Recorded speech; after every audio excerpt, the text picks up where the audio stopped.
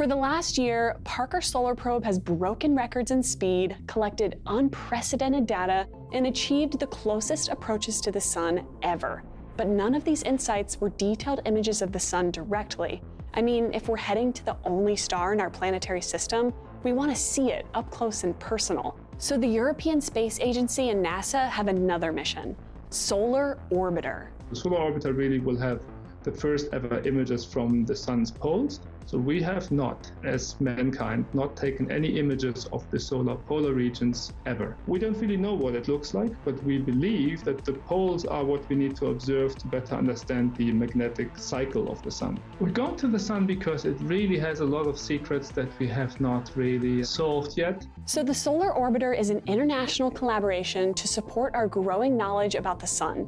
It will be imaging and gathering data about the sun's surface, magnetic field, solar winds, and specifically, its polar regions. Now, scientists have flown a number of solar and heliospheric missions in the past, but nothing like the Parker Solar Probe and the Solar Orbiter, working hand in hand to paint a more comprehensive picture of what's happening on the sun.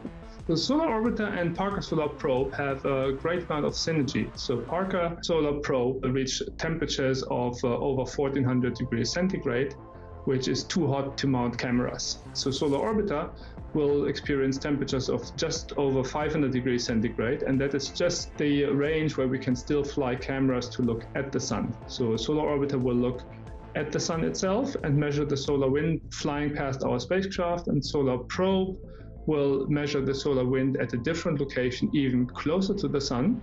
And understanding solar wind is crucial since it can be destructive to us on Earth. The sun resides nearly 150 million kilometers away from our planet, and we can still feel its presence in the obvious light and heat it gives off. But beyond that, the sun's surface also creates sudden events known as transients. These include flares, coronal mass ejections, and shock waves. The explosive phenomena add to space weather, which affects the behavior of charged particles known as solar wind reaching Earth. This can disrupt radio and GPS communications, and even in extreme cases, lead to power outages. Every day, we become more reliant on technology to navigate our lives, so unfurling the turbulent nature of the sun is more vital than ever. So what exactly is on board the Solar Orbiter that will help the team see these coronal events in greater detail?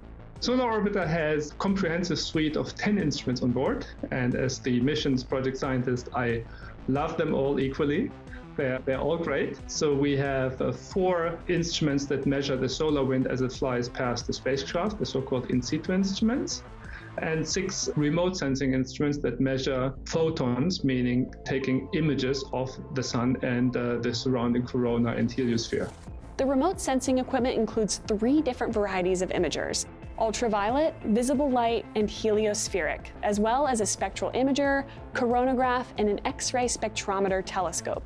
Each of these instruments specialize in viewing what the sun looks like in either visible wavelengths, like what you and I can see with the naked eye, or in wavelengths we can't see, like ultraviolet waves coming off of plasma or X-ray emissions. The in situ instruments, on the other hand, include a magnetometer, an energetic particle detector, a radio and plasma wave sensor, and a solar wind plasma analyzer, many of which can be found on the boom in the shadow of the heat shield due to their sensitivity to the electromagnetic signatures of the spacecraft itself. So now that we've gone over all the delicate equipment on board, you might be wondering what a spacecraft heading straight to the sun does to protect its precious cargo, especially when Mercury, the closest planet to the sun, has its surface scorched to 430 degrees Celsius during the day. Solar Orbiter's secret?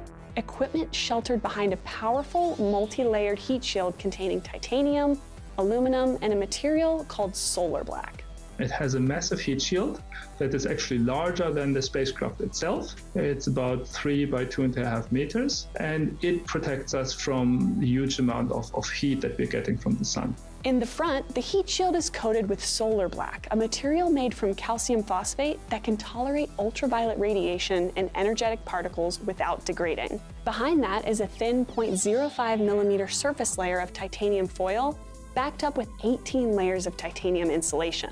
The structure also includes an aluminum honeycomb support panel, carbon fiber skins, and more insulation and gaps between it all to redirect heat to the sides. In total, the sides of the spacecraft will experience temperatures of less than 50 degrees Celsius, which is nothing more than a really hot summer day. With everything in place, this mission is set to launch in February 2020 aboard the United Launch Alliance Atlas V rocket from Cape Canaveral. If for the next decade, everything goes to plan, we will know more than ever about the star our lives all depend on. Want to know more about Parker Solar Probe? Check out our episode here and make sure to subscribe for all your rocket launch news. If there are other missions you'd like us to cover, let us know down in the comments. Thanks for watching, and I'll see you next time.